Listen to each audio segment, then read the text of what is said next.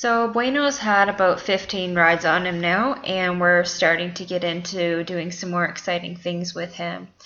So I am riding him now in the snaffle every time I get on him. I'm working on steering and body control. In the beginning, I'm working on using one rein at a time, getting that inside front foot connected to the inside rein. I want him to tip his nose and follow his nose in that direction. I want him to do that starting really well at a walk and then moving up into a jog and a lope. So you can see that his transitions are starting to get really nice. Upward and downward transitions he's doing really well with those. I'm doing a little bit of steering here at the jog. He is mouthing the bit quite a lot. He's actually got in a little bit of a habit of putting his tongue over the bit, so I'm going to show you what I did about that in another couple clips. Just showing you here his nice upward transition. He is still struggling with balance a little bit at the lope. Once the ice is melted out of the outdoor ring, I'm going to be taking him out there and working him in a larger space. But he does that really nice downward transition, so all I do with my body is I basically quit riding and I sit and he comes right down to me. I don't even have to touch his face at all for that downward transition, which is really nice at such an early spot in his training. And he's quite good going both directions. He is a little bit more unbalanced one way than the other, but with more conditioning and practice that will come. So again, working on a little bit of bending. I don't want him overbent. I want him just to tip his nose in the direction of travel, and I want him to pick up that inside front foot when I pick up that inside rein. Working on very simple, easy to understand cues in the beginning. One rein at a time. Keeping that forward movement the entire time, that's very important. If at any point during an exercise he loses forward momentum, I stop that exercise, I get that forward energy again, and then I'll continue and go back to that exercise. If I don't have forward, I don't have anything to work with. So forward is still very important here. And he is quite willing to go forward. He's doing really well with that. He's never given me any issues with forward movement. Just starting to back him up here. This was one of the first times asking him to back up. So just one of the first experience he would have had with using both reins at a time. So I just have a wide hand. I hold that pressure, wait for that step, and as soon as he steps, I release. Again, I want that inside front foot connected to that inside rein. I want him to follow his nose in the direction of travel. He's fighting with it a little bit, and I'm just going to hold it until he gives, and then I'll soften.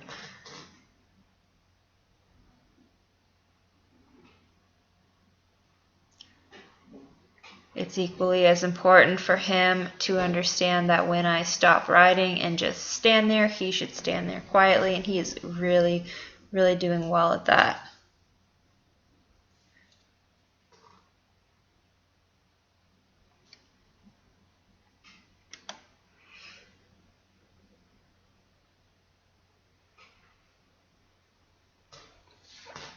So here I wanted to show you what I did to help him keep his tongue under the bit where it's supposed to be.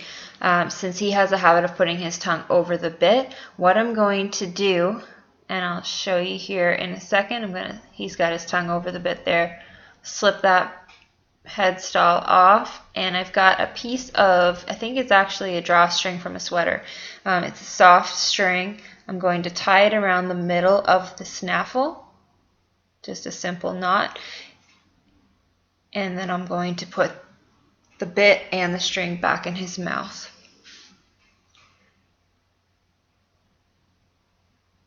Notice how I'm holding the head stall so he can't put his head up in the air and get away from that bit. So from here I'm going to take a piece of that string and I'm going to tie it up over his nose just loosely. I don't want to create any pressure around the nose. I just want that string to stay put where it is, looped up around his nose, and then I take the long piece and I run it up around the brow band. and I'm going to tie it to the brow band. And once again, there's nothing tied tightly around his nose. What this is basically doing is taking that snaffle bit from the center and holding it up against the roof of his mouth.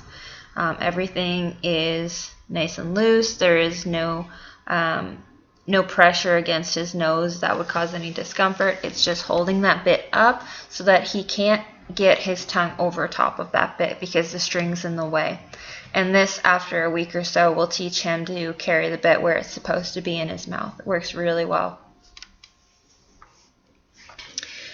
So one of the things I like to do with my colts is rope off of them.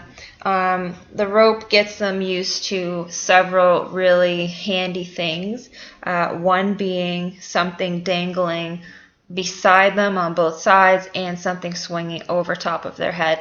And unless you rope off horses, this probably isn't something most horses get used to. And then also having something go out in front of the horse and come back towards the horse. And the coming back part is actually something that does bother a lot of horses, because all of a sudden something is coming towards them and it can start to chase them if they run away from it. So it teaches them to stand quietly if something's coming towards them, if something's suddenly thrown on either side quickly, if something is swinging above their head.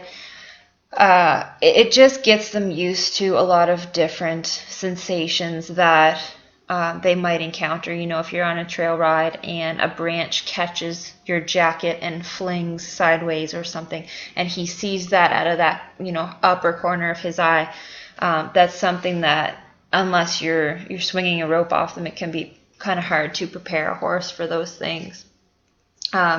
So I swing the rope off both sides of him, swing it, throw it, drag it back off both sides. And then what I'm going to do is, if he's okay with that, which he was, he didn't give me any indication that he was upset about that. So I'm going to make another loop here and actually walk while I swing the rope. So just because he's good about it at a standstill does not mean he's going to be good about it at a walk. And so I'm aware of that. And also, he hasn't really been ridden one-handed at all. So just kind of letting him go where he needs to go and guiding him lightly. Just making this exercise mostly about desensitizing to the rope.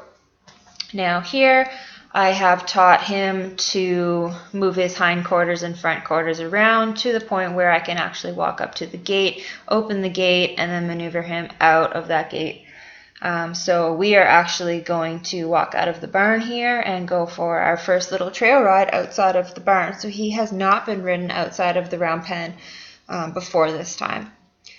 And he does really well with it. One of the first obstacles that he encounters is pasture full of mares, and they will sometimes run around, and it can be a bit of a challenge for a young horse not to want to go with them. But he stayed with me the whole time. He was very well behaved. We went for a short little ride away from the barn. I try to keep those rides very short in the beginning so that they know they're going to get to go back home. So since it's spring, we have a lot of big puddles on the ranch. So I thought I would just put a little video up here of crossing water for the first time with Bueno. I actually don't recall if I did this on the ground with him or not. Typically I would do this on the ground first, but I felt that I had the tools in place where I could probably get it done under saddle. So what I'm doing is just guiding him side to side. Every time he decides to walk forward towards the water or line up with the water or sniff the water or show any interest in it, I take the pressure away. He will take a couple of steps forward, I'll leave him alone. If he takes a step back, I'll start bumping him with my legs and try to straighten him out and point him towards the water. As soon as he goes towards the water again, I will leave him alone. And eventually he realizes that the water is the best place to be, where all the pressure gets, where he gets left alone from that pressure. So if he's got a toe in the water, I'll leave him alone for a second. Let him think about it. Horses can't tell how deep a puddle is. They have very poor depth perception, and so that's why horses are generally afraid or unwilling to cross water because they literally cannot tell if that puddle is 10 feet deep and if there's sharks swimming in it or not. They don't know that it's only a few inches deep. So to be fair to them, they don't know if they're going to go for a swim or not when they step foot in that water. And so here in a second, he's about to cross it. I'm going to leave him alone. All the pressure goes away, letting him have a think about it, and there he walked through it. So that was really good. And of course, generally after the first time, the second time is usually a lot quicker and easier once they realize that it's not a 10-foot water hole that he's going to have to jump in and swim around. So very willing and easy. So that's roughly where Bueno is in his training. He's getting prepared to have a job to do. He'll likely spend the summer walking pastures, checking calves. So in the next couple of months, we'll get him started working calves a little bit.